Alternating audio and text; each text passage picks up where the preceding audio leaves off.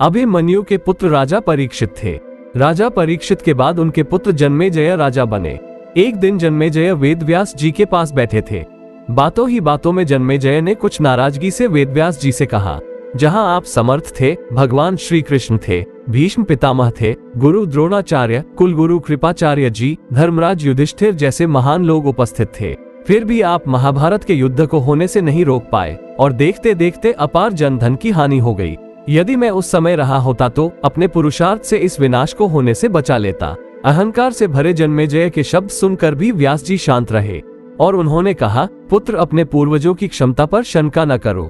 यह विधि द्वारा निश्चित था जो बदला नहीं जा सकता था। यदि ऐसा हो सकता तो अकेले श्री कृष्ण में ही इतना सामर्थ्य था कि वे युद्ध को रोक सकते थे। जन्मेजय अपनी बात पर अड़ा रहा और बोला, मैं इस सिद्धांत को नहीं मानता।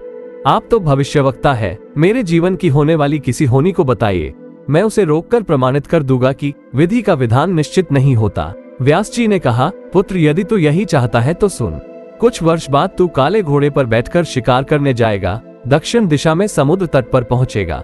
वहां तुम्हें एक सुंदर स्त्री मिलेगी जिसे तू अपने महल में लाएगा और उससे विवाह करेगा। मैं तुमको मना करूंगा कि ये सब मत करना, लेकिन फिर भी तुम ये सब करोगे। इसके बाद उस स्त्री के कहने पर तू एक यज्ञ करेगा।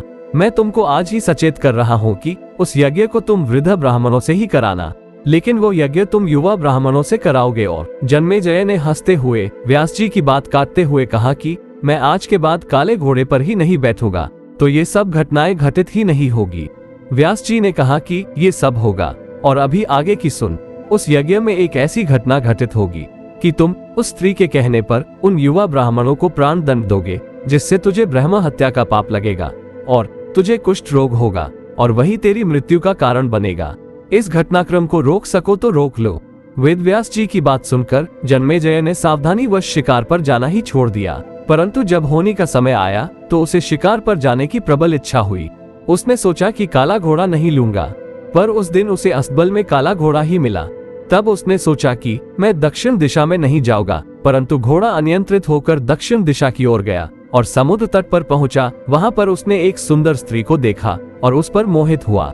जन्मेजय ने सोचा कि इसे लेकर महल में तो जाऊंगा, लेकिन विवाह नहीं करूंगा, परंतु उस स्त्री को महल में लाने के बाद उस स्त्री के प्यार में पड़कर उससे विवाह भी कर लिया।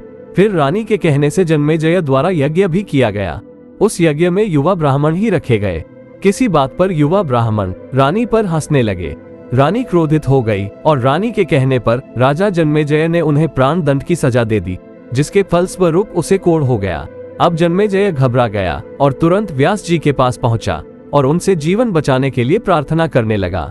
वेदव्यास जी ने कहा कि एक अंतिम अवसर तेरे प्राण बचाने का और देता हूँ। मैं तुझे महाभारत में हुई घटना का श्रवण कराऊंगा, जिसे तुझे श्रद्धा एवं विश्वास के साथ सुनना है।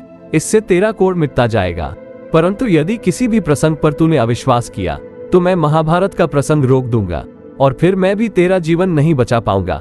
याद रखना, अब तेरे पास यह अंतिम अवसर है। अब तक जन्मेजय को व्यास जी की बातों पर पूर्ण विश्वास हो चुका था, इसलिए वो पूरी श्रद्धा और विश्वास से कथा श्रवण करने लगा। व्यास जी ने कथा आरंभ करी और जब भीम के बल के वे प्रसंग सुनाए, जिसमें भीम ने हाथियों को सूंडों से पकड़कर उन्हें अंतरिक्ष में उछाला था और वे हाथी आज भी अंतरिक्ष में घूम रहे हैं, तब जन्मेजय अपने आप को रोक नहीं पाया और बोल उठा कि ये कैसे संभव हो सकता है, मैं नहीं मानता। तब व्यास जी ने महाभारत का प्रसंग रोक दिया और कहा कि पुत्र, मैंने तुझे कितना समझाया कि अविश्वास मत करना, परंतु तुम अपने स्वभाव को नियंत्रित नहीं कर पाए, क्योंकि यह होनी द्वारा निश्चित था। फिर व्यास जी ने अपनी मंत्र शक्ति से आवाहन किया और वे हाथी पृथ्वी की आकर्षण शक्ति से आकर नीचे गिरने लगे। तब व्यास जी ने कहा, यह मेरी बात का प्रमाण है।